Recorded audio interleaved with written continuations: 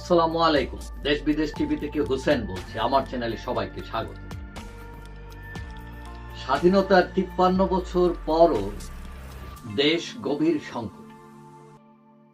যে যখন ক্ষমতায় আসে সে হয়ে যায় প্রভু। ক্ষমতায় আসার আগে তার ওয়াদা থাকে সে সেবক, কিন্তু ক্ষমতায় বসেই তার প্রভুত্ব একদম উছলে ওঠে। আর মাঝখানে শুভঙ্করের ফাঁকিতে পড়ে সাধারণ মানুষ, এবং তারা গণতন্ত্রকে মূলা হিসাবে ঝুলিয়ে মানুষের সাথে প্রহসন করে। আর সাধারণ মানুষ সবকিছু অধিকার থেকে বঞ্চিত হয়ে আঙ্গুর ফল টকের মতো গল্প গুনে তারা জীবন যাপন করে। এখন আমাদের দেশের যে রাজনীতি, এখনো দেখবেন এটা হচ্ছে দোষারোপের রাজনীতি। যখন যে ক্ষমতায় আসে তখন বলে দেশ শেষ করে গেছে ওরা, তারপরে তারা এসেও শেষ করে, পরে আরেক সরকার আসে, তারাও এসে বলে দেশ শেষ করে লুটপাট করে শেষ করে গেছে। অর্থাৎ তাদের সকল দলের বক্তব্য কিন্তু এক, সেটা হলো নিজেরা ফেরেশতা, অন্যরা খারাপ।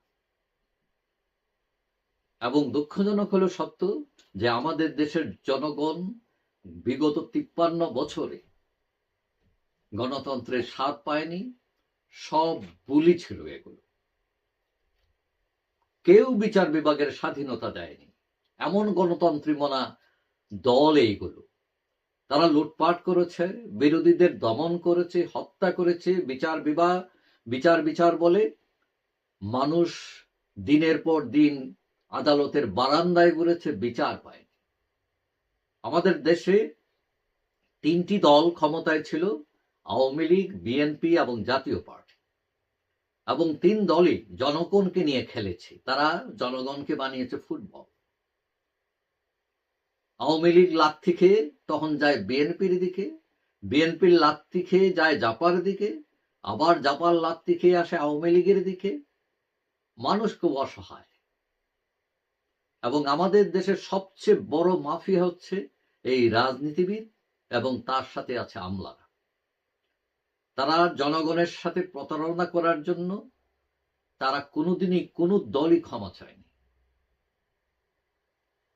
বরং আমরা দেখতে পাই এই যে বড় বড় কথা বলা দলগুলো, তারা আমাদেরকে কি উপহার দিয়েছে? দুর্নীতি চ্যাম্পিয়ন, হাওয়া ভবন, গ্রেনেড হামলা, জঙ্গি, ট্রাক চাপা দিয়ে ছাত্র হত্যা, অগণতান্ত্রিক উপায়ে ক্ষমতা দখল, গুম খুন আয়নাগর, নির্বাচন প্রহসন কণ্ঠরোধ, দুর্নীতি, অর্থ পাচার। কি নেই তাদের ইতিহাসে? কোন দল ভালো আমাকে বলেন একটু আপনারা।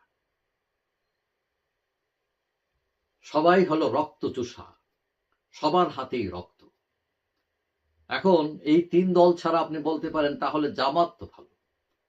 জামাত এককভাবে কখনোই ক্ষমতায় ছিল না, তবে তারা একসময় বিএনপির সাথে তারা ৩টি মন্ত্রণালয়ের দায়িত্ব ছিল। অবশ্য দুর্নীতিতে তাদের বিরুদ্ধে কোনো অভিযোগ ছিল না এই ৩ মন্ত্রণালয়। কিন্তু জামাত ইসলামের ৭১ মানবতা বিরোধী অপরাধে তাদের যে অপরাধ, সেটা তারা এখনো কোনো স্বীকারই করেনি। তারা শাক দিয়ে মাছ ডাকার পলিসি গ্রহণ করেছে। সুতরাং এই যে বিএনপি, আওয়ামী লীগ, জাতীয় পার্টি এবং জামাত, সকল দলকে জনগণের কাছে ক্ষমা চাওয়া উচিত। কারণ এরা সকলেই দেশের মানুষের সাথে, মানুষের আকাঙ্ক্ষার সাথে তারা তুচ্ছ তাচ্ছিল্য করেছে। সাধারণ মানুষের ভাগ্য পরিবর্তনের খেলা খেলেছে, দিতে পারেনি গণতন্ত্র, সুশাসন, প্রবৃত্তি, উন্নয়ন, এবং সবকিছু মিলিয়ে আমাদের দেশের মানুষ এখন হতাশ। সুতরাং কেউ কাউকে দোষারোপ না করে এই ৪ দলের উচিত যে আগে তওবা করে ক্ষমা চেয়ে নতুনভাবে শুরু করা। কারণ সবার চরিত্রই মানুষ জানে। যতই আপনি নিজের গুণগান গান না কেন, ওই যে শাক দিয়ে মাছ ডাকা যায় না। যাই হোক, সবাই ভালো থাকবেন। আশা করি দেখা হবে অন্য কোনো ভিডিওতে ইনশাআল্লাহ। আল্লাহ হাফেজ।